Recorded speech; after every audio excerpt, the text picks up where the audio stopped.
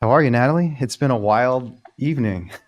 Yeah, it's been pretty crazy, but we're all feeling pretty good. That's Even though awesome. we lost, we got 35% of people to vote yes on a slaughterhouse ban. That's tens Yeah, of thousands of meat dozens of people. eaters voting to ban Thanks, slaughterhouses. Laura. So that's pretty Yeah, crazy. that's amazing. Um, yeah, and obviously, Trump won, which I think Yeah.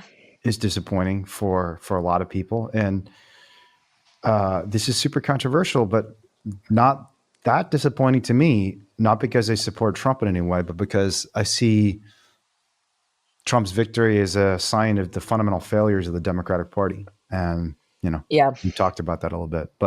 And then also in Sonoma County, I'm sure you heard, did you hear Sonoma County factory farm Yeah. animal absolute Last ballot? I saw was about 15% or so. Yeah.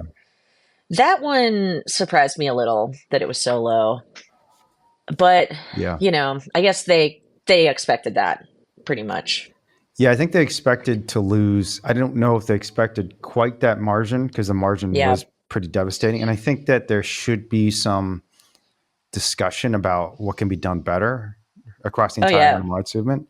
I frankly, I think across the entire left. I mean, anybody who cares about progress for animals, the environment needs to think hard about what happened because I think it's not just animal rights activists, environmentalists had a huge failure in With 2024. Trump winning. Yeah.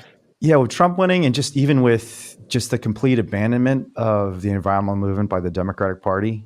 Yeah. And I just tweeted about kind of why I think a lot of the lessons that people are trying to learn from this are wrong. So the the things I'm hearing most out on the Twitter sphere about why Trump won are one, just the material conditions, like in particular inflation. People are unhappy with how their lives are going. And in many ways, it's the same argument people make against animal rights activists that like, oh, people don't want to give Yeah. up meat.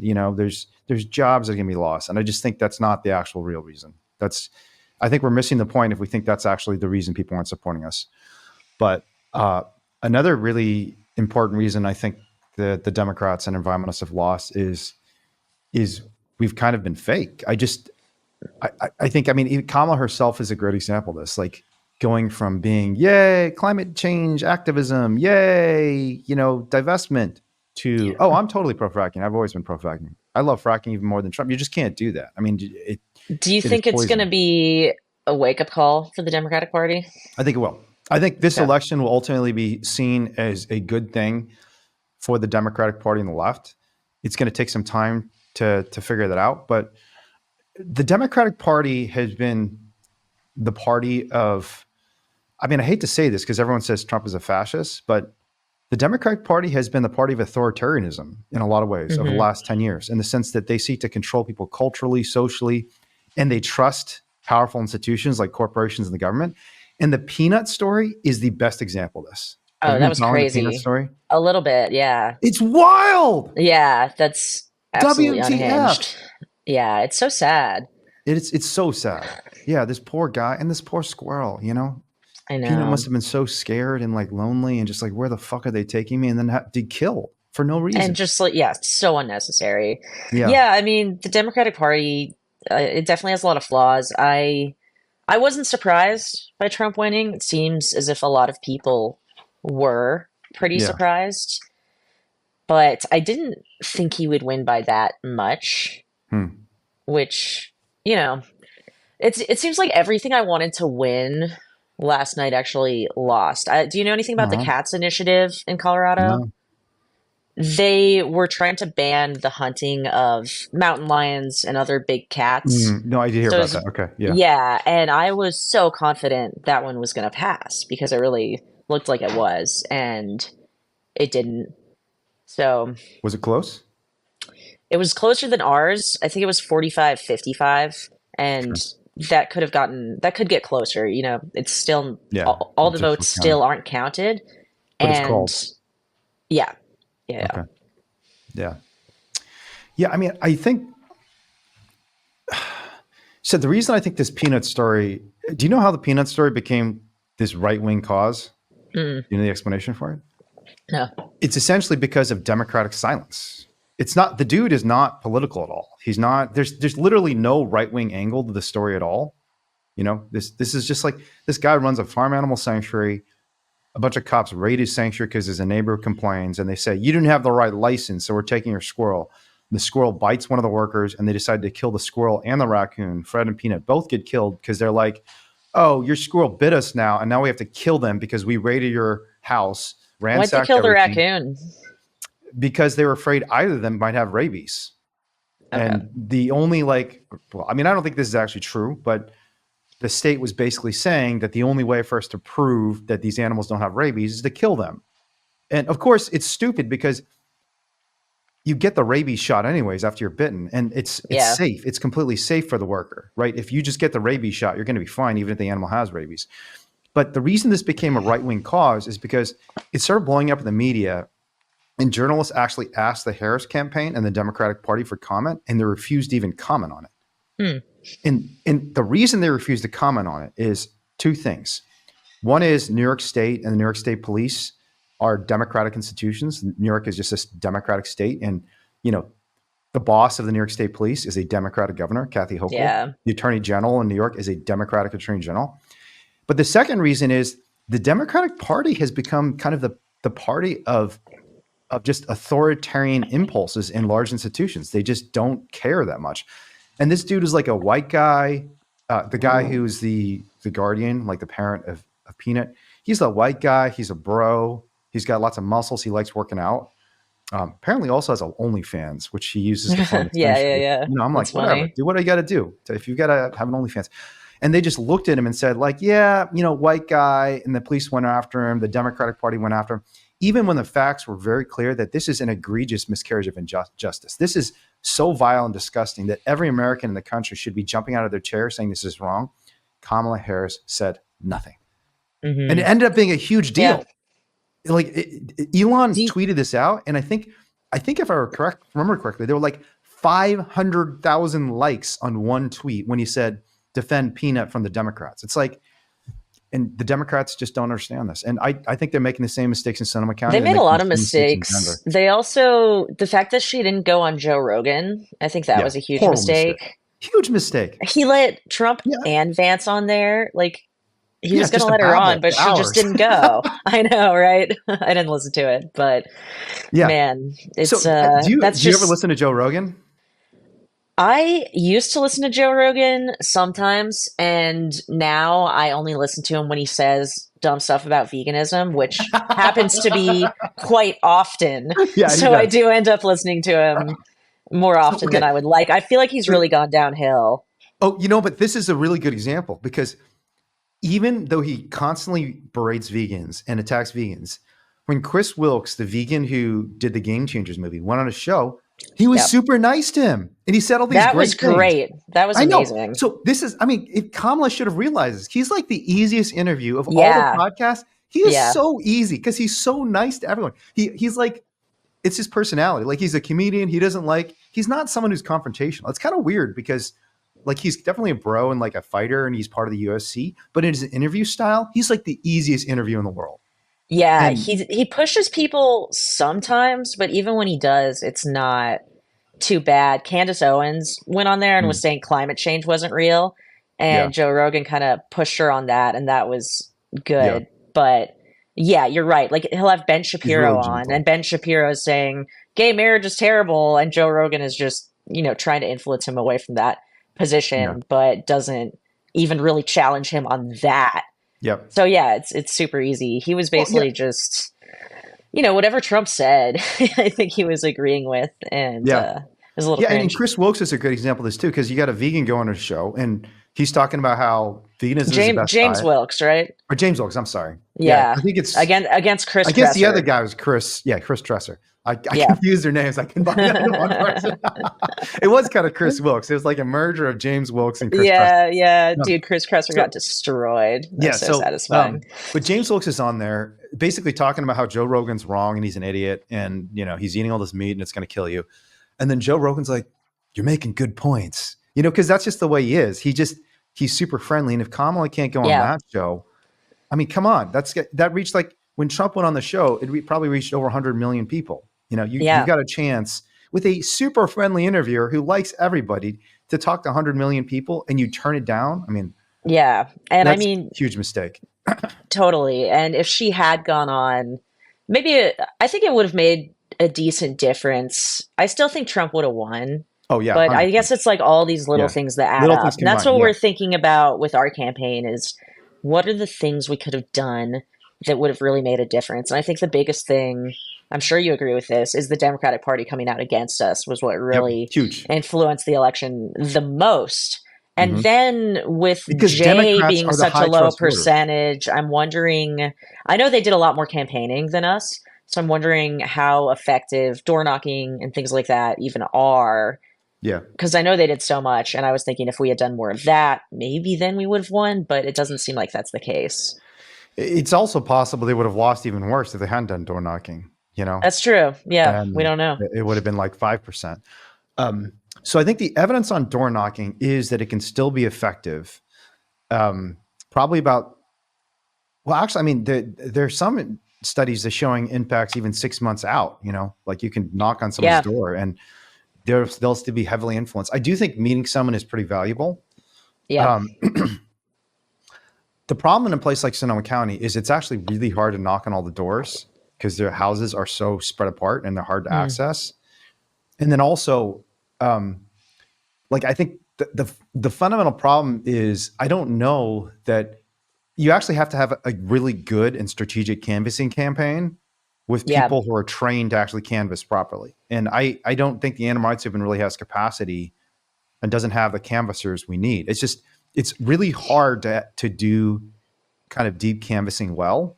Um, and you also have to have like the right story. And I just think like my biggest critique of the Sonoma County campaign is that there was one point where apparently they were at a rally and they started chanting about how they all support small farms.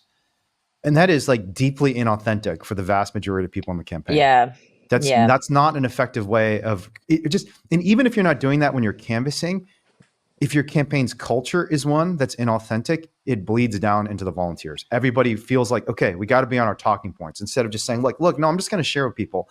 And Yeah, because fundamentally, when you're having a deep canvassing conversation, or really when you're trying to persuade a jury, so like I just tweeted about this, but like we've gone into the heart of Trump country, red counties, like virtually 100% red. And I'm a vegan Buddhist from Berkeley. You know, like yeah, there's no way these people should be persuaded by me.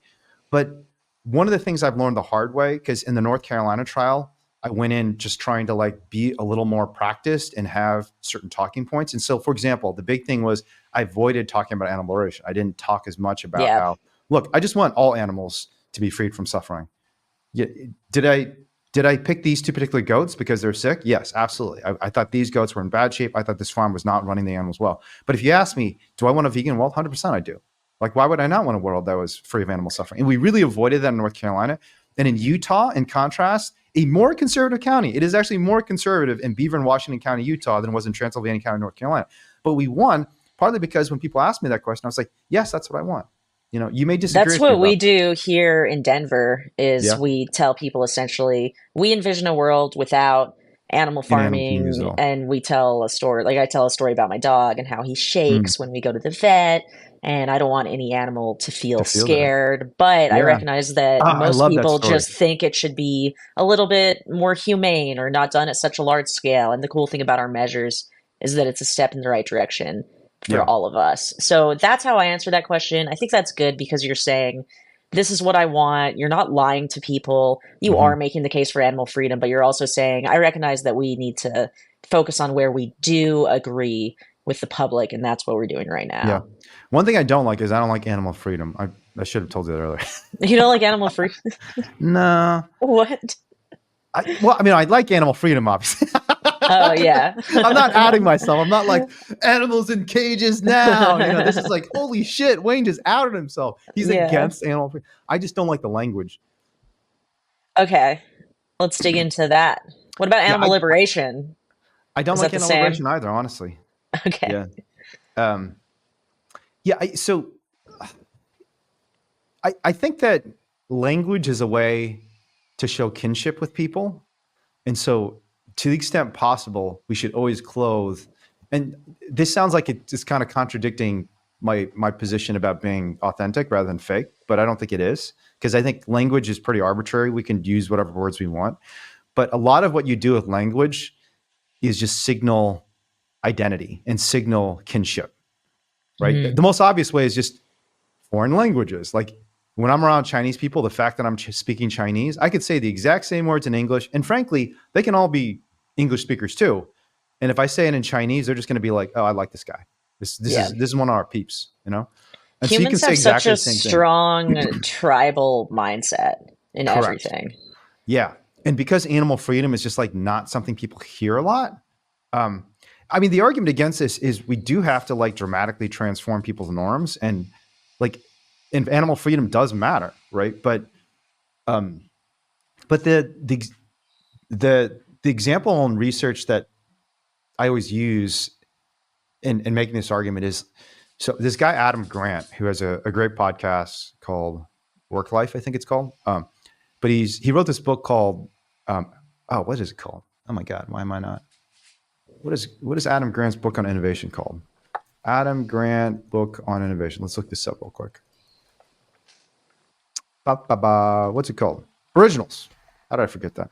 So he wrote this book called Originals, and it's all about how new ideas take hold, right? And he talks about activism, he talks about politics, he talks about even marketing, how a company gets some new idea, new product. And one of the tried and true strategies for trying to get dramatic change is something he calls tempered radicalism. Have you heard about this?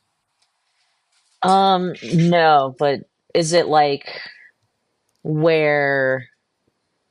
No, I don't know. What is it? So it's basically, the idea behind it is connecting very radical proposals and ideas to very conservative notions and values, right? So Okay. so when the kind of women's suffrage activists were fighting for the right to vote in the late 19th century and early 20th century, they initially kind of clothed their really radical proposals in radical values too, that a lot of people just were not very familiar with. Most importantly, equal rights for women, right? That was like, the clarion call of Susan B. Anthony when she basically tried to vote and got arrested and went on trial for it. I mean, it was pretty dramatic trial, actually. And they did get a lot of attention, which is great. And I think the best argument for using radical language is probably, or even just language that's a little bit different, is because it does disrupt a little bit.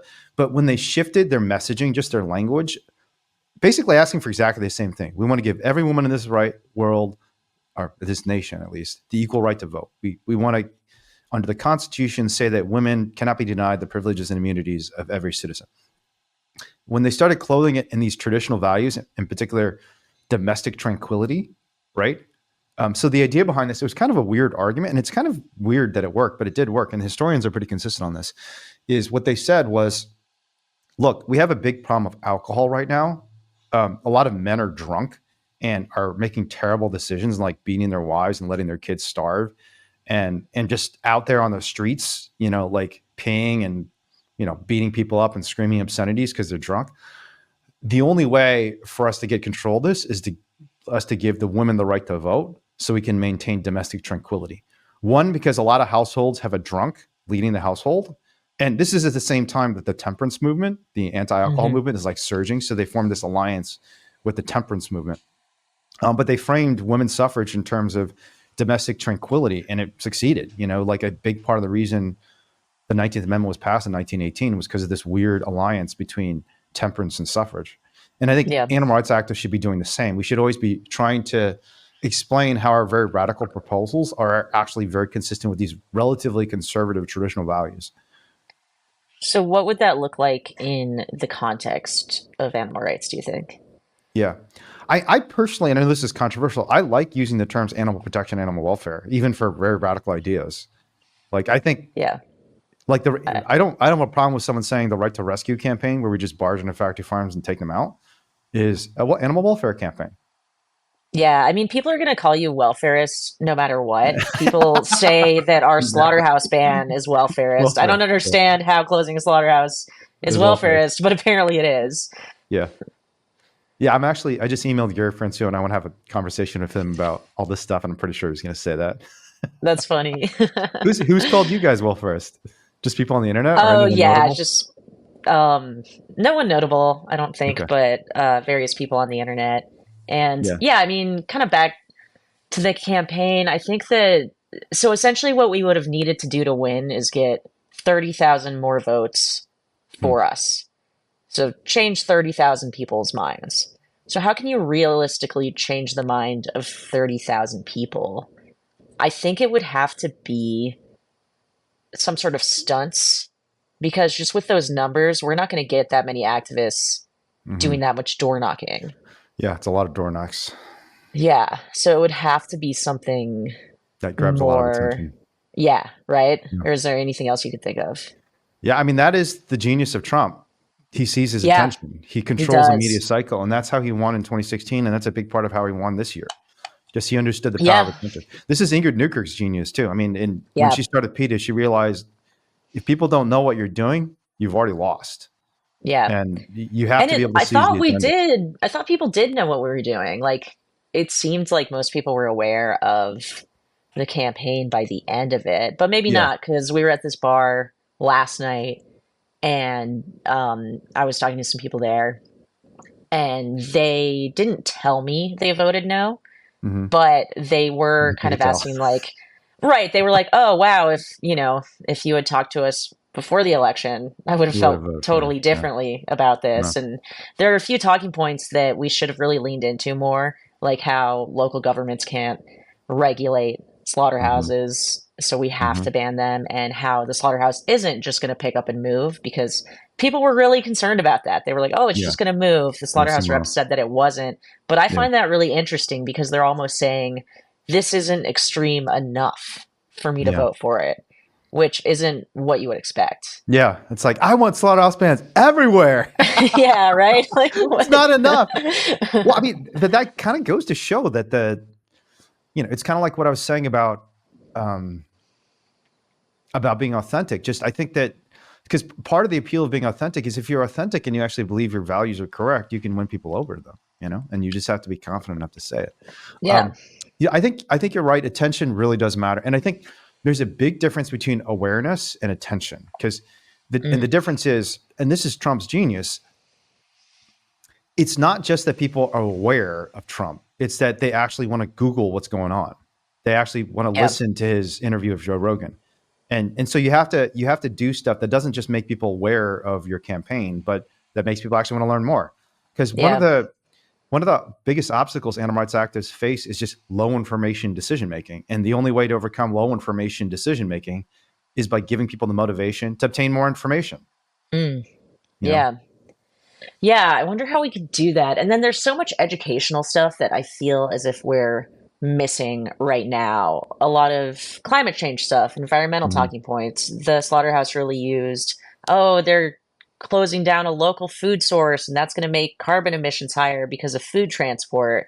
You and I know that food transport is such a low percentage of Yeah. emissions and we need to be moving away from animal farming completely. So how can we educate the rest of society on kind of the underlying messages we want Yeah. them to hear before the next election cycle? Yeah, I mean, there's part of me that thinks that you're right, and I think there have to be some people who can respond in the media to those like little nitpicky points, like the slaughterhouse is going to be out of the state, or Yeah. what's going to happen to workers of color, or all these things. But for the mass majority of people, and frankly, even for the spokespeople for the campaign, I really think the centrality of the simple message is really important. Just Yeah.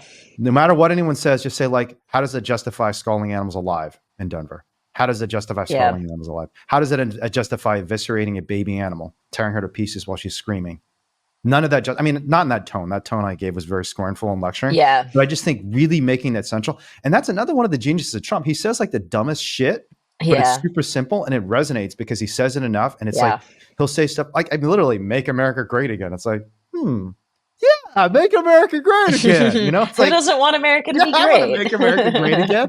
So, but he'll say stuff like, about immigrants. They're criminals, they're Yeah. rapists, they're bad, and I'm like, yeah, they're criminals, they're rapists, it's not. He doesn't. That it's not actually necessary. I mean, it's necessary for someone to get into those details, and you don't want to be completely incompetent, especially when you're as marginal as the animal rights movement. So I'm not saying the facts don't matter at all, But for the average canvasser, just teaching them to flip the script, just like, hey, take this right back to the animals. If you don't know the answer to the question, just say, look, that's a really good Yeah. point, and I can get back to you on that. But the key thing is animals do not deserve to be sent into scalding hot water tanks alive. Animals do not deserve to have their organs ripped out of their bodies while they're still conscious. And this is a place that does this. And it's not just this place. 12% of all animals, according to recent, I mean, like you just need like one statistic like that. Yeah. Like 12% of animals at cattle and sheep slaughterhouses are improperly stunned, meaning there's a very high chance this animal gets ripped to pieces alive. That's not okay. Imagine your dog going through that.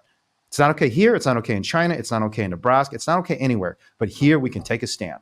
I think for most canvassers, because most canvassers, like they're just, you can't educate them about all those details. You can try, and they're just not, they Yeah. don't have time. You know, they're not going to like be like you and watch like That's 20 another YouTube videos. reason that I like the idea of having our activists do street outreach a lot, Regularly. which I was Yeah. thinking we shouldn't bother with street outreach. It's not working. We're not turning people Yep. vegan.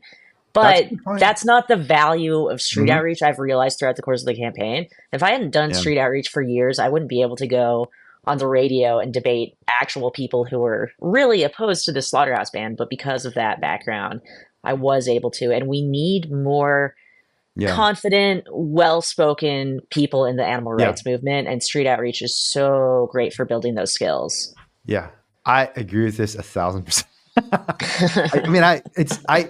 I don't think, I mean, people look at me too and say like, oh my God, Wayne's just really gifted at communication. It's like, that's complete nonsense. It's just, it's Yeah. reps. It's just, I've talked to so Exactly. many people. Same. Like in Yeah. 2020, I think I had 8,000 conversations with voters in a 4-month period, just about, I mean, Wow. almost all about veganism and animal rights. Like, because every one of them was asking me, "You're running for mayor and you're a felon, or like you're in charge of felonies? Can you tell me more about?" Everyone wanted to hear about these stories, and I have to say, like, it was surprising to me how interested people were in those stories. I mean, I guess maybe it's not that surprising because it is kind of weird to have someone come to your door and say, like, "I'm being charged with 12 felonies. Vote for me."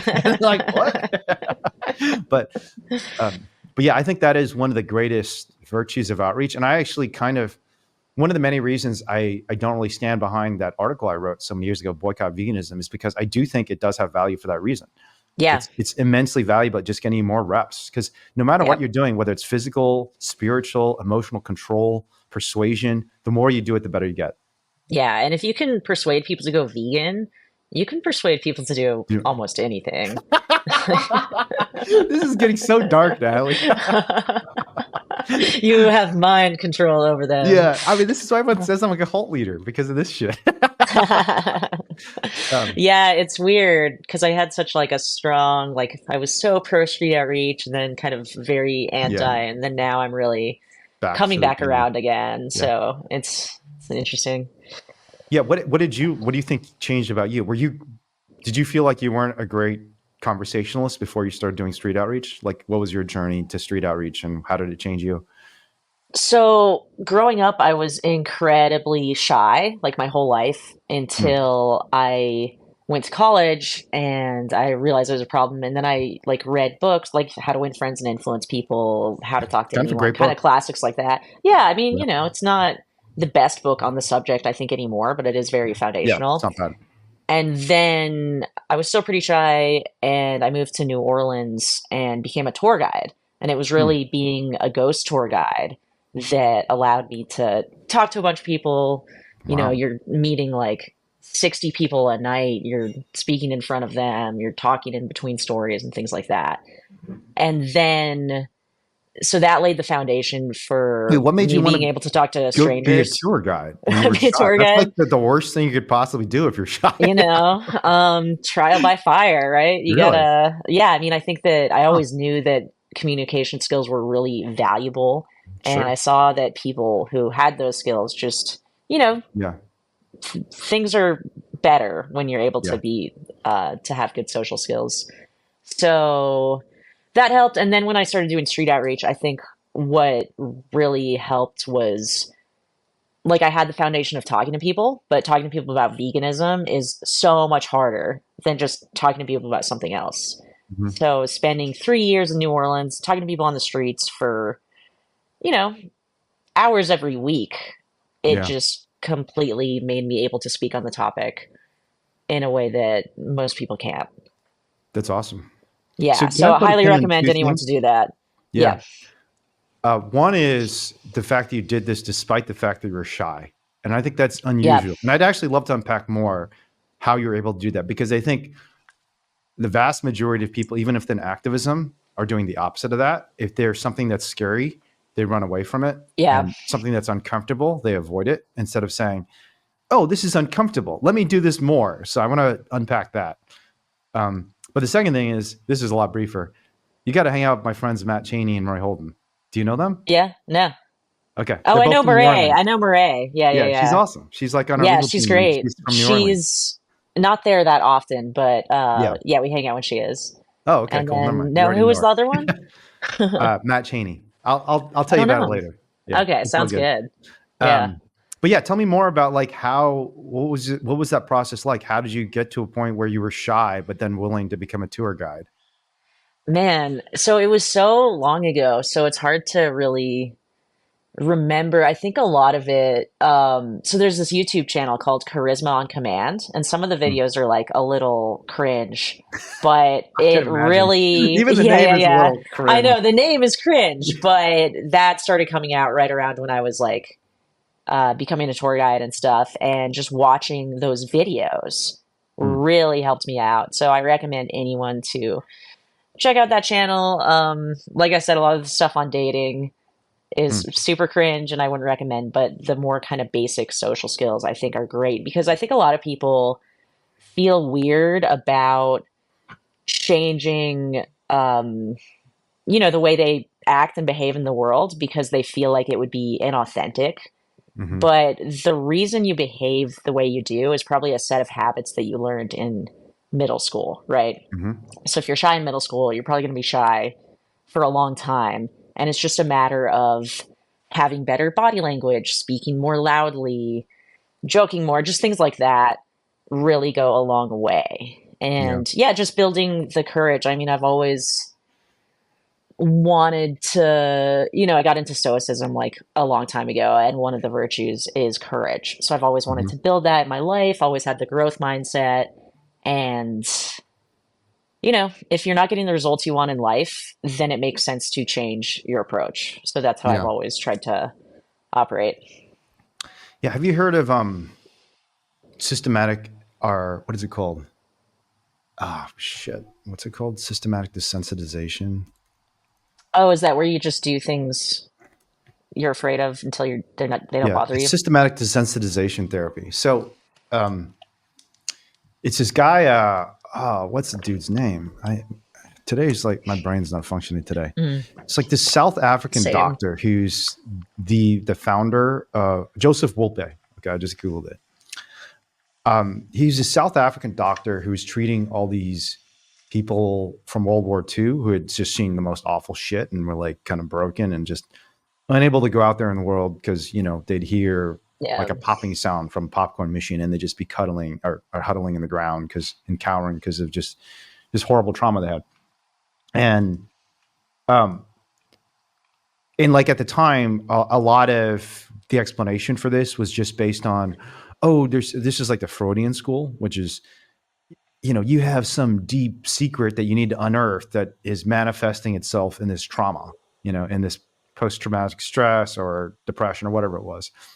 And Joseph Wolpe was like, I don't think that's what it is. I think this is just like a demon that's a self construction in people's minds. And like, there's a way to and I have to say, one of the ways he figured this out, unfortunately, was like torturing animals. Like Mm, he, he would do these things to cats where he would like induce a cat to be terrified of a cage by like shocking the cat in the cage.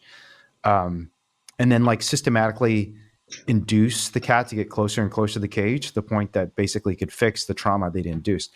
But the point was, the Freudian view was basically stay away from whatever the negative stimulus is and then do talk therapy and figure out like what your mom did to you that caused it. And there's yeah. still a lot of therapy like this. Like, tell me about your mom. It can't be, like you're anxious or you're depressed or whatever it is. It has to be your mom or it has to be some relation. And I'm not saying there's not some truth to that. Sometimes it is the case that there's something you have to unpack. But I think the evidence shows that really it's just a lot of these pathologies are like self-constructions of the human mind.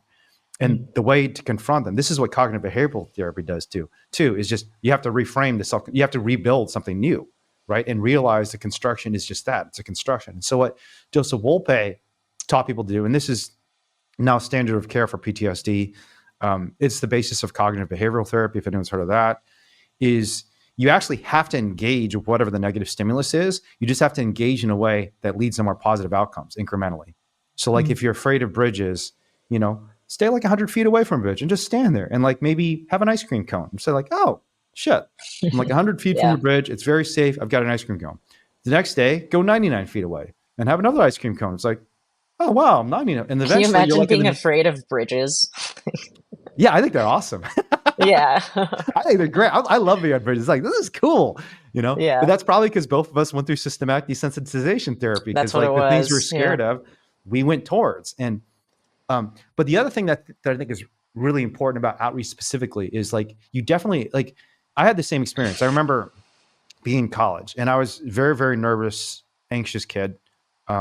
Got bullied mercilessly, so I was terrified of human beings, especially white people, especially white women. Like conversation with someone like you would have terrified me. I would just be like, oh my God, I can't even talk.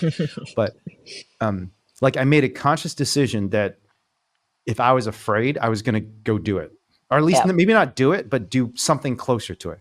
Because I didn't like the idea that fear was controlling me, and it worked. Yeah. Like I just don't feel afraid anymore. Even I went from being afraid of everything to being afraid of almost nothing. Just do that. I mean, obviously it was like a 20-year process, but right. It's a long road. No, it's a long road. So you have to realize, but here's the other piece of it. And this is important for outreach, not just in terms of systematic desensitization, but also in terms of just improving your outreach skills. You've got to get feedback. Like you've got to like reflect on what you did and what you could do better, Yeah. And I think a lot of people do outreach and they're not looking at their outreach with a self-critical eye. So one of the things that, so the guys who basically invented decanvassing at the Leadership Lab in LA, they used to take videos of all their volunteers' encounters and then have their volunteers watch the videos afterwards and break them down. I think that's another thing that really improved my street outreach is that I was doing it and posting it to YouTube. Video, yeah. And then a bunch of people commented, and people are not very nice in YouTube comments. So I was getting a lot of feedback from other people, and I think that's super valuable. And I don't know if I've talked to you about Animal Activism Mentorship, really great organization. They pair like new activists with seasoned activists. And I have they hate me, some, okay. And I don't know if that's true. I have some I think they do. I'm not entirely sure, but I have some mentees and they send me videos of their street outreach and then we can like go over what they did wrong. So if you even have someone who can take a look at it, it's just super valuable. And I can say, okay, you got too emotional here. You didn't ask the right question here. Work on your body language. And then they'll improve so much faster than if they were just doing it out into the void. Yeah, that's good. I like that model. Yeah. Yeah. I mean, I think a lot of what AM is doing is super cool. Yeah, I don't know that they hate me. I just heard through the grapevine that I think a lot of people just believe a lot of weird rumors about me. And I think my understanding is that AM folks might be included in that group. I don't think that's true at all. But okay. I could be wrong. Sorry, misinformation. There's always misinformation. There's misinformation, especially like when it's about you. I feel like if I hear like something someone says about me, it's just like I assume the worst. Yeah. Huh. Interesting. Yeah. No, but I think that trading models where people. Yeah, I mean, I imagine like an app where you recorded your videos and immediately went somewhere, and you got like even scores and like immediate feedback from people online about how your outreach went. You look skeptical. I mean, you like that's too much. Who's watching this? I think YouTube is the best thing for it. People watch street outreach on YouTube, and the people who watch it are vegan activists generally. Yeah, who else is going to watch vegan street outreach? So yeah, I think that could. Yeah, you're probably right. And sort of already exist, or Instagram. Yeah, that's true. And you're probably going to get comments from anyone. I mean, just even if you have no following at all, you're going to get some people reviewing and over time. I mean, even if you're getting like one comment per video, you're probably going to get better over time. So, and you'll get comments from meat eaters too, and you'll know which arguments land with them. Yeah. Yeah, I mean, one of my great regrets about doing much less outreach, and I've done less outreach in the last 3 years. I mean, granted, I've done a lot of outreach in courtrooms, so that's definitely a form of outreach, but it's Yeah. not at the same scale. It's like very focused on 8 people or 12 people. But I definitely feel like I'm not as in touch with the street as I was when we were doing Yeah. protests. Because when DXC was doing demonstrations and protests all the time, I was always doing outreach. That was always my job because I just liked talking to people and people knew I was good at it. Yeah. And so I'd always volunteer to do outreach. And I was talking to so many people and I just really had a feel for the pulse of the people on Yeah. the street that I don't have now. And the Um, pulse changes. You want to it be does. up on it. Are you're in Berkeley, right? I'm in San Francisco now, but San very Francisco? close to Okay. Berkeley. I'll be doing outreach there on November 21st and 22nd if you want Cool. to Yeah, come let's do it. sharpen Let's your do it together. skills. Yeah, Sweet. let's do it together. Yeah. Yeah. I'm So we've got stoked. this idea we're calling very tentatively anti-speciesism Saturdays. And the idea is, I'm sure you know this, but like a lot of stuff on Instagram and YouTube goes viral just because you're commenting on something in the media recently in the culture, like, Peanut the Yeah. squirrel Like or Peanut. Yeah. Trump eating pets or, The bear Elon with Musk and Neuralink or RFK. whatever it is. Yeah, RFK, talking about factory farms, whatever it is. And this stuff goes viral and attracts a lot of attention, but it's very focused on like a single influencer rather than like building a network of people who are all using that same talking point going out. Um, and I think one of the ways that DXC blew up in the 2010s was like these participatory models of content creation. Basically, we would Hmm. have some theme for the month and say, okay, now everyone go out and do this. This is like an interesting theme. Go out and do this. And if you make a video about it, we will 100% include it in a compilation video. And it really did inspire and encourage a lot of people to get involved. It was very That's effective. cool. Yeah, I've been trying to And I've get always the thought, pro animal future community more active on social media. yeah, Maybe we should try that. yeah. And I think I've always thought, the stuff we were doing wasn't even that intrinsically interesting on social media because it's just like a bunch of vegans running around screaming, and it's not terrible. Yeah. And sometimes it would go viral. So like, um, the first of these that went viral was this thing called disrupt speciesism. Have you heard about this? Mm-mm. Yeah. So I kid you not, Priya just off the cuff, without consulting with anyone in the DXC leadership, decided I'm just going to go into some fancy ass restaurant in Oakland and start screaming at people.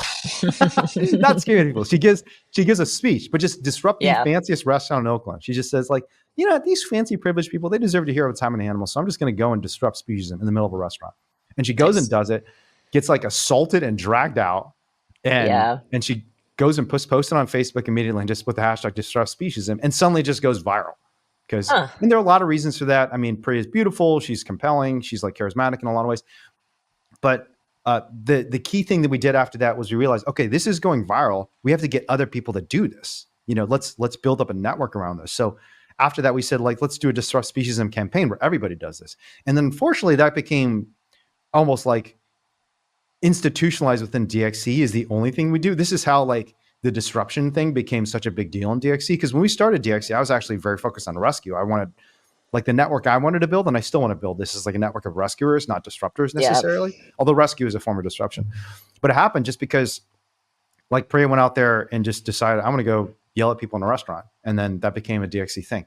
But the key thing was when we created content around this, like we create this compilation video clips where everyone felt like they were involved in it, and that gave the sense that we're a movement. It's not just like one influencer Yeah. who's doing something cool. It's like all of us are in this. So, but my point is like, I look at what you're doing, what Earthling Ed and Joey have done, and imagine instead of just like one snappy conversationalist that goes viral about Gaza or whatever it is, or like, what is this? This carny weightlifter said this dumbest thing about plants or something like Yeah. said he cares about plants. Like imagine we had a theme like that was relevant to the media, like Trump eating pets or whatever it is.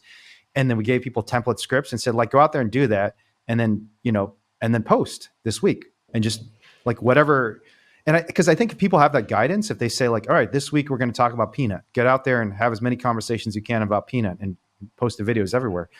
I think, I mean, one, it would get attention outside of the animal rights movement because it's culturally Yeah. relevant. Everybody's Yeah. talking about peanut. But second, it would encourage, hopefully, and inspire a lot of people to get out there and practice their skills at persuasion. Yeah. Yeah, that'd be cool. I know that we have certain vegan influencer chats, so we kind of have we could post something like that in the content creation groups Yep. and say, everyone create content around this. But I also like the idea of going to people who don't necessarily have that platform or those Yep. special skills and just getting everyday activists involved. I also have certain doubts about social media right now in terms of Mm. effectiveness for activism because there are so many people who don't use social media at all, and we put a lot of Yeah. money into social media ads for this campaign. Hmm. And the people I was talking to last night said they hadn't even heard about it. They don't go on Instagram, they don't go on Facebook, they don't go on Hmm. YouTube. And I feel like there's been too much attention in the animal rights movement put on social Social media. media. Yeah. So I'm wary of further encouraging that trend. Yeah. So in other words, the idea sucks. No, no, I'm kidding. no. I mean, it Yeah, does. I mean, maybe we do have to lean into social media. I'm just wondering, like, Yeah. we've had so much Is it right? Yeah. successes on social media over the last decade, and things still haven't really changed. Yeah. Yeah. I think, I mean, this relates to the question you asked earlier, how do you reach these 30,000 people and persuade them? And Yeah. I think you're right. Social media probably is certainly not the only way and maybe not even the primary way. To me, one of them is just getting attention, just generally, like earned media. So the Yeah. divide in media is like earned media, the newspapers, you know, television stations that are just reporting on things, and other influencers outside of the movement, or even just like preachers and community leaders and politicians just commenting on whatever issue it is, and getting attention is important. The other thing that I think is really important that this political scientist Hari Hahn at Georgetown, for some reason, she follows my Twitter, and every time I comment on this, she always responds positively. But one of the kind of things that she's found in her research, she studies basically how certain, among other things, she studies how certain environmental movements locally end up becoming really powerful and how some do not, and how they get lots of engagement and how some others do not. And one of the big ones for her is they work within existing institutions, right? They don't go out there and try and convince one person at a time. They go and find like a church with 500 people and just convince everyone at the Hmm. church. Um, Yeah. they go and find some corporation that has like a captive audience of 1,000 employees and say like, hey, what if you made your corporate policy to be plant-based? And so it's like you're basically recruiting people in chunks based on group affiliation or identity. Yeah. And the hardest thing about that, and I've talked to Hari about this on Twitter, is a lot of those spaces have just disappeared because people aren't going to church. Yeah. Like even universities, especially the pandemic, everyone's just sitting at home, even when they're going to school.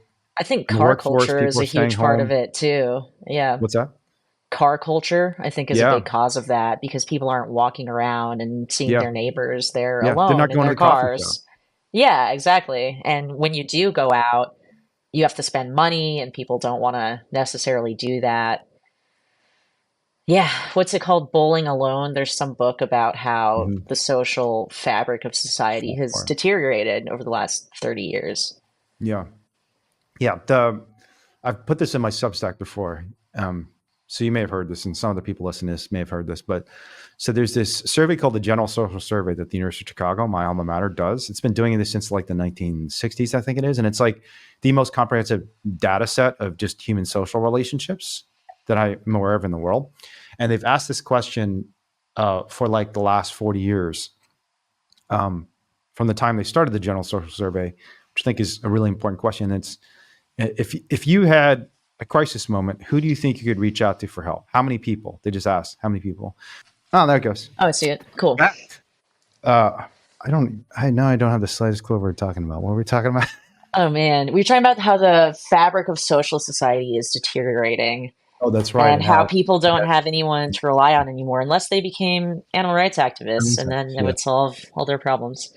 Yeah. I mean, the problem is like, that used to be my explanation or my theory of the case, just that animal rights can actually fill in the social gap. I'm not sure that's true anymore because I think Really? that, yeah, because I just don't think animal rights is a real community. I think that, I mean, I know we're not going to go into certain subjects, but you've kind of seen this yourself recently with some of the conflicts. But I think when you throw people, it's kind of like cats in a room. You can't just throw a bunch of cats in a room and expect them to get along. There's going to be terrible fights and people are going to rip each other's eyes out. And that's just my experience of the last 12 years. I don't know if animal rights is like it's not like the bowling what do you call it? Bowling ring? Bowling club, Bowling club? Yeah, I don't even bowling know. league. League. There you go. League. It's Yeah. not like a bowling league. It's just, Well, yeah. the It's just other thing people that, about it though is that even though there are conflicts, you still make, the best friends I've made have come through the animal rights movement. yeah. And I know that even if there is conflict with some people, there are so many others that we just have such a great solid relationship with. And last night at the election party, just a bunch of people there being super supportive, having a great time even in the face of loss. And I think that Yeah. animal rights activists are so dedicated and amazing. And even though there's conflict, I think that overall it does fill a huge social gap. Yeah. Yeah. I think on an individual level, that's true for me too. And I think there's a lot of other people it's true for. The question is this something that can scale? And Right. I'm not convinced because like the general rule of social relations is you hit 150 and the group kind of deteriorates because partly just because people can't know each other very well beyond 150. And so Yeah. the Was question that is, Dunbar's? yeah, No, that's Dunbar's not number. Dunbar. Okay, cool. Hmm. Yeah. Forget if it's Dan or Robin Dunbar. One of them is like an evolutionary biologist and the other is an anthropologist. I think that's right. But yeah, this is kind of what we tried to do starting in 2013 with DXC, just create a community. And I mean, we used to always say like, this is ultimately a community building project. It's Yeah. not actually it is about direct action, but the way we build direct action is by building the fertile ground. You have to basically water the soil and put the nutrition into the soil so the plant can grow. The plant is the movement and the direct action, but the soil is the community. And I don't know if I believe that anymore because I just don't think it's really, really hard to provide genuine and nourishing soil for people and with an identity that is so like temporary and transactional. Like Buddhist is a real community. They're temples. People have been Buddhist for thousands of years. They come together. It's similar to what I was saying about language. Like even the language we use as vegans, it's not ancient enough. It doesn't have these powerful traditions associated with it and values associated with it. It's all, and so you have people kind of flip in and out all the time, and like it's very unstable. And I think you need something more like a church or even a political So we party. do need a cult. Yeah, exactly. So I went from being an alleged cult leader to an actual cult An leader. actual cult. No, I mean, honestly, I think a political party is another thing. I mean, I've genuinely thought Yeah, that part of what we need to do is just take over the Democratic Party. I mean, someone's that'd be going to clip sick. this and use it against me now, but I don't mean take I think over. I you're mean pretty open transform.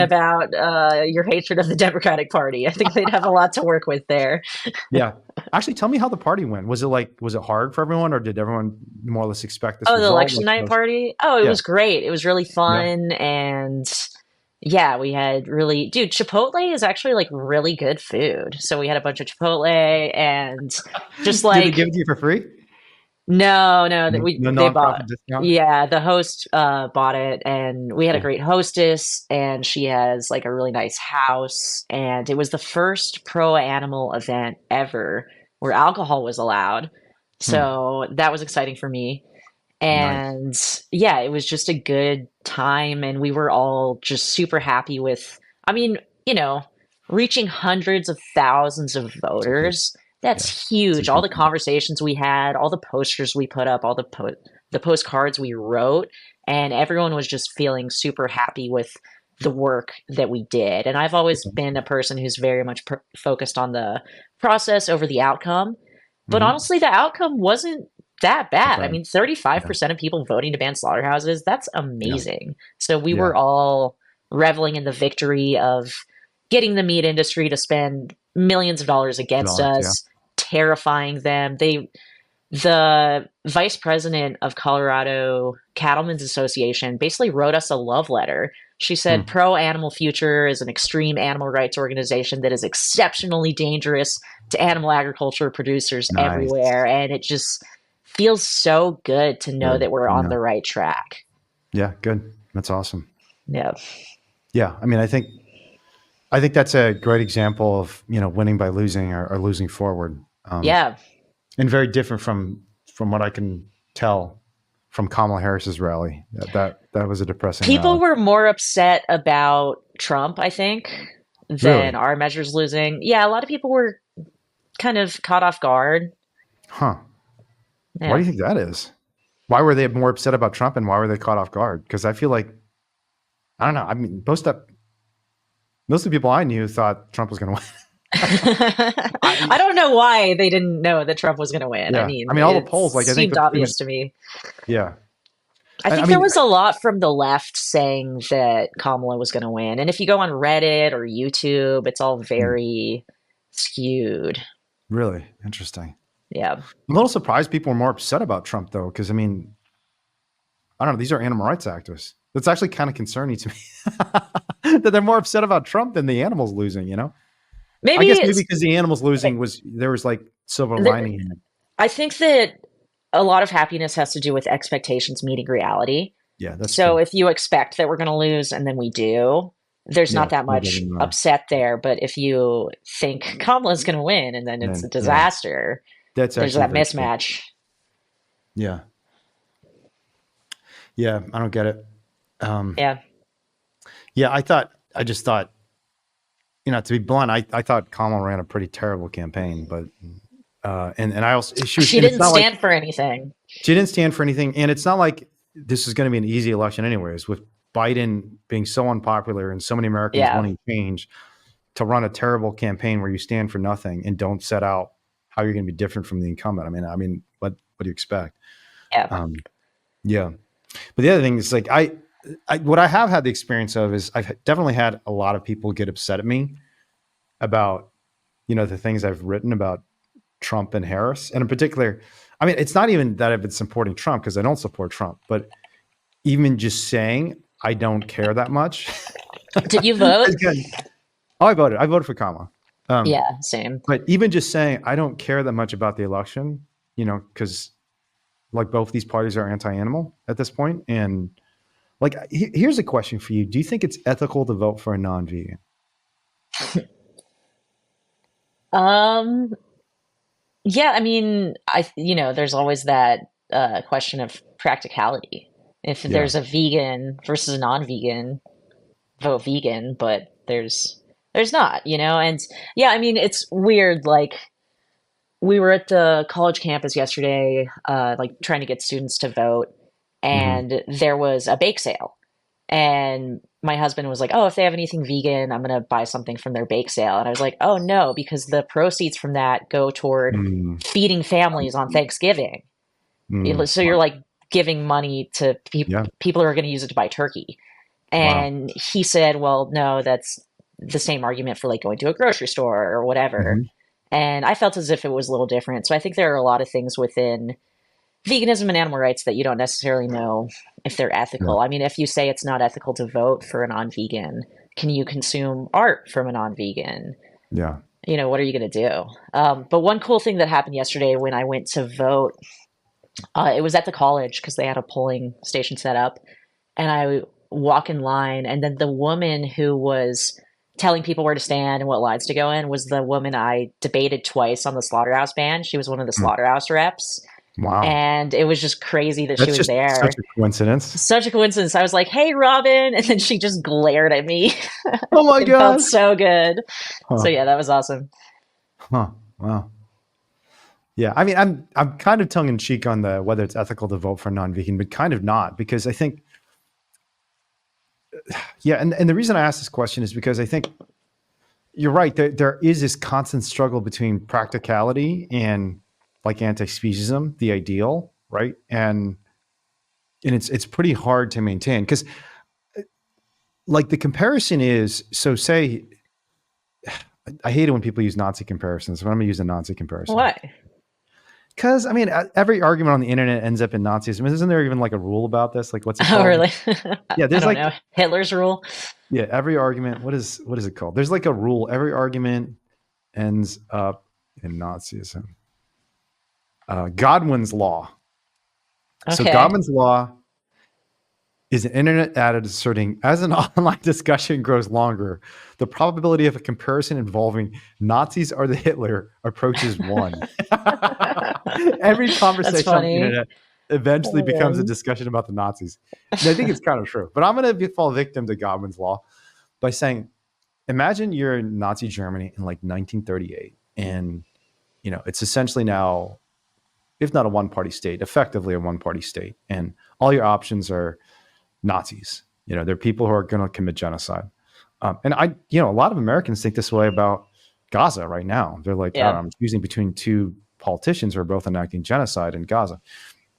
But for animal rights activists, it's even more clear. It's like a billion times more clear, right? So if there's an argument to not vote for Kamala or Biden because they're supporting a genocide in Gaza, then the argument is like a million times stronger for animal rights activists not to support any candidates. And for the record, I don't actually mean that they're personally vegan. I just mean that they're politically supportive of animal agriculture, are politically opposed to animal agriculture. Yeah, I mean, Tim Waltz, like, I really didn't want to vote for Tim Waltz, because he's so ag, and that was like, that felt bad. Have you seen the photos of him like wringing a chicken or a pheasant's neck on Twitter? No, I haven't. Gross. Yeah. I've seen him like Twitter. At a dairy farm, like petting the calves. We love small farmers, that kind of stuff. So why'd you ultimately decide to vote for him? Lesser evil. Yeah, I didn't really love the other options. And I felt like if Kamala had won, I would have wanted to have voted for her. Yeah, makes sense. Yeah, also it doesn't matter because I'm in Colorado. Yeah, what? So it's going to go green. Is there a third party option even available in Colorado? Yeah, like Jill Stein. Jill Stein was on the ballot? Okay. Yeah, RFK was. Yeah, I mean, really... I like his factory farming policies. He's pretty anti-factory farming, right? But he's unhinged, so... Yeah, that's kind of my take, too. Yeah. But, I mean, it would be great if we could have Cory Booker, Yeah. Well, there was a vegan senator elected in Canada. I just said Canada. That was like a Freudian slip. I meant California, but maybe it is Canada at this point. But Adam Schiff's vegan. Oh, that's cool. Yeah, he's the new senator in California. And he's like a hardcore vegan. He's pretty supportive of animals, so that's good. That's cool. Yeah, I would love to vote for vegans. There just aren't many. So what is after what happened in Colorado, like, tell me what obviously you'll probably spend some more time thinking about this. What's your net take on the Democratic Party now? Are you as disenchanted as I am, or the Democratic it's hard to be as disenchanted as you are. I'm pretty disenchanted with the Democratic Party. Yeah, I think it's a disaster. Yeah, and I don't know what else to say, but besides just that the whole direction they've been going for the last 10 years has been really sad. This ideology, this identity politics that's taken over. And it seems like they're not really getting things done. They're definitely not progressive. And there have been times in history where Republicans and Democrats switch, right? Yep. So it would be realistic to expect that to happen again at some point. Yeah. And it does feel a lot more authoritarian than it used to, and it just feels empty to me. Yeah. Yeah, that's really sad.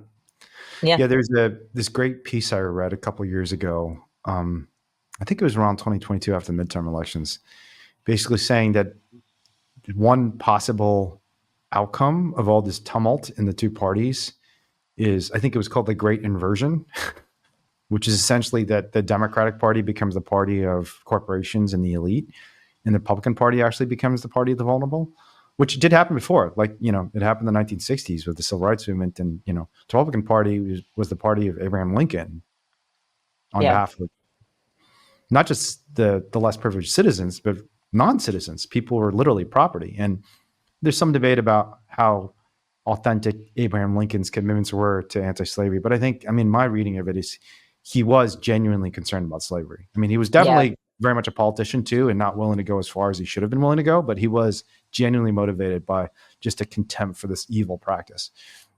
And maybe we'll find something like that, with the new political parties.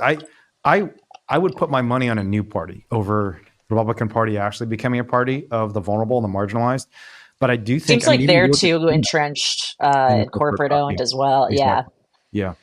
So even someone like JD Vance. JD Vance is not some working man. This is a guy who worked in venture capital. He funded a bunch of $100 million companies that were torturing primates. Do you know Mm, about the burned monkey testicles thing with JD Vance? Did you hear about this? mm, mm, Yeah, so he funded this company that was basically cited for multiple Animal Welfare Act violations because they're leaving these batteries on monkeys and just basically not supervising the batteries, and the batteries like overheat and burn the monkey's testicles. And the ugh. monkeys are like screaming and trying to pull these things off, and they can't because they're like literally like I think physically attached to their bodies. Some horrible experiment. And Vance is funding this. Never made a statement against the company, never said anything. I mean, it's so weird that he's become like the working man, because this is a guy who was like funded by Peter Thiel. He was in bed with Silicon Valley venture capitalists and is still supported by some of the richest and most powerful men in the world, like Elon Musk. But Yeah. everyone somehow thinks like, oh yeah, he's like the working class dude, just because Yeah. he grew up in Ohio. It's like, it doesn't make you working class. And, you went to Yale Law School and were a venture capitalist for 10 years. But yeah, I don't know. So I would put my bet on not just a third party, but a third party that has a new political structure that's more genuinely bottom up. But we'll see. Let's do it. They do. Yeah, Crystal Force is a rep. Mhm. Yeah.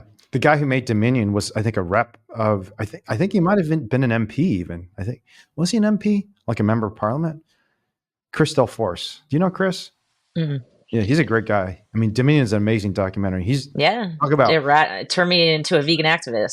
So, Yeah, I yeah, mean, great Crystal documentary. Force is one of these people. He's like a surprisingly shy guy when you meet him. It's like, oh shit, you're like super anxious around people and shy, and yet somehow you've broken all these slaughterhouses and factory farms and taken on these big industries and testified all these times. And he's a great example of like the things you can do if you just push yourself a little bit and are not Yeah. scared of crossing the boundaries a lot of people are scared of crossing. So Yeah. If everyone in the movement really pushed themselves, we'd be in such a different place.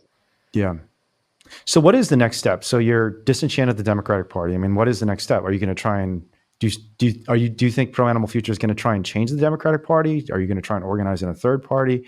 Are you just going to organize in the grassroots? Like, what's the next step? Are you going to try another ballot initiative? I guess it's a little early to answer these questions, but do you have any preliminary thoughts?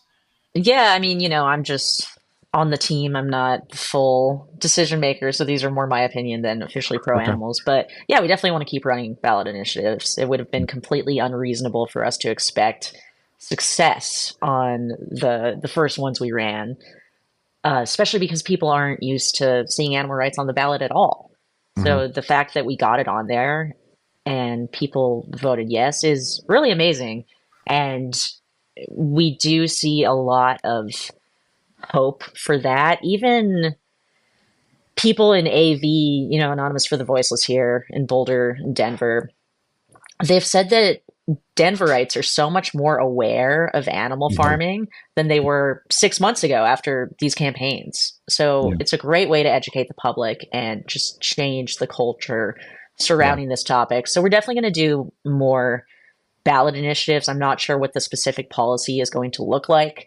It seems clear to me that since we lost the fur initiative, that we need to do that again and educate the public more about fur and really tackle that industry. And then as far as the slaughterhouse ban, we're probably, I don't, maybe we'll do that again, but I doubt it. It could be more like not necessarily a factory farm ban, but changing the language of that a little bit and focusing there. Also, the factory farm ban passed in Berkeley by what, Mm-hmm. 60%? That's Yeah. really promising to me. That shows that maybe we can have these symbolic victories. If there's Mm-hmm. no opposition campaign, then pro animal legislation seems to do really well. So Yeah. we could build a network of more cities that have banned factory farming and then take on those bigger battles later. Yeah. That's kind of how it worked with the fur ban. It started in West Hollywood, then it went to Berkeley. And I was like, come on, Berkeley. There's like, I think there were two Yeah. shops that sold fur in Berkeley.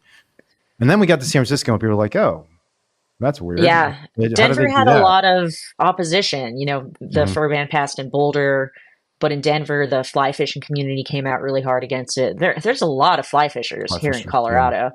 And I think if we maybe had an exemption for that, or change the legislation slightly, then it could work better. Yeah, So because you yeah, want. we definitely have to consider our options. We really want to do something in Denver again. I mean, part of the strategy is just that we have this amazing community here. We can build on Mhm. that. We've gotten a bunch of new recruits just in the last week.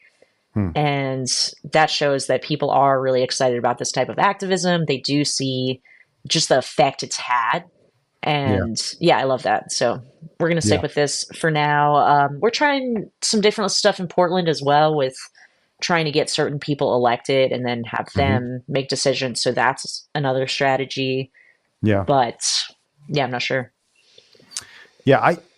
Two things I think, and these thoughts are super provisional, and I don't, we'll see what the kind of final effects of these ballot initiatives will be in the months and, frankly, probably years to come.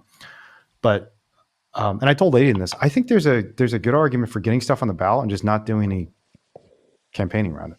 I think Just so too. yeah, Yeah. just I mean, just using it as a communications talking point. Don't engage in some mass persuasion campaign.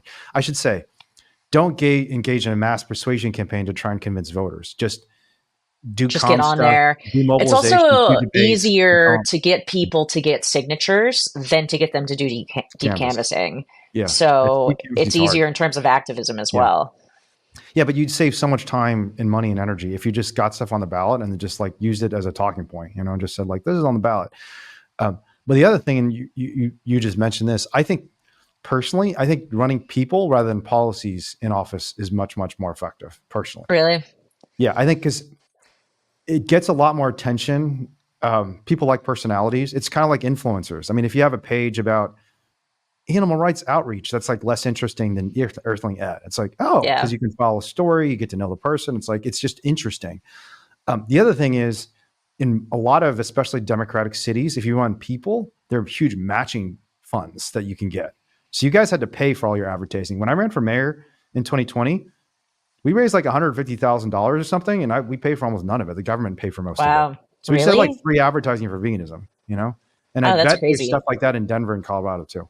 I Yeah. if I hadn't been so busy with so many trials, I probably would have run for office in 2022 and 2024, just because Yeah. it's like free advertising. You donate $50 and the government gives you another $6 for every buck so every $50 donation we got in Berkeley, it turned into $300, and that's huge. You do Yeah. have to limit your donation size to do that usually. So we couldn't take higher than $50 donations, but that was perfect for us. I mean, we're a grassroots campaign. We're not getting big corporate donations. So who cares if we take small donations only? And you can get a lot of free money for just campaigns. And I think it did sway people a lot. So I personally think running people for office is more important than pushing policies. But I The don't know. hesitation I have there is that office time is shorter. So say we run someone, they're in office a few Yeah. years, then they have to leave and we've lost all of that progress. But if you get someone in office, you can expect them to get at least one, especially if it's like a true believer. I mean, you basically don't, you want to get like true believers in office who are going to like Yeah. basically make animal rights their thing. They will get to pass far more legislation than any one ballot initiative. I'm just very confident of that because Yeah. it's easier to get things through the legislative process than the ballot initiative process, just in terms of time and money. Like all you need to do is convince 5 people. And if they really, really press and they're on your side, and this is how the fur ban worked. If you have like one Yeah. champion, it's like, and they're like making the other legislators' lives hard and say, I'm not voting for Yeah. anything unless you vote for the fur ban. They'll be like, all right, Yeah. fine, I'll vote for it. And unless Yeah. you have a really, really organized, considered opposition that's going to make these legislators pay for voting against you, you're going to win. Yeah. So I in would love to next, have more animal rights people in politics for sure. yeah, well, I mean, there's Manny in Colorado. Yeah. We got Manny. Um, Yeah. Jay Schuster lost in Florida, sadly. Do you know Jay Mm. Schuster? Someone mentioned him last Yeah, night, I he's think. a super great vegan advocate, and unfortunately, he lost. And then Victoria By how Gu in Rhode much? Island, it was like 10 points. It was close-ish. It was like Okay. 55-45. So, Nice. um, I mean, it was running against an incumbent. It was a Yeah. district that swung right in the last midterm. So, like, it was a district that swung to the Republicans in 2022. But, you know, I think even though there was an anti-incumbency effect in this election, I think people saw all the Republicans as the rabble rousers, because they just felt like Biden and Kamala were the people controlling the country and taking in the wrong direction. So, all right. I got to head out to a meeting soon, but do you have any final thoughts about the election, about your work? What have I said in this call that you most disagree with? I'm interested. What's the dumbest thing I've said?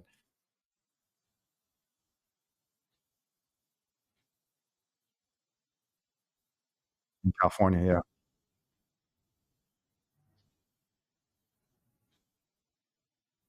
Mhm.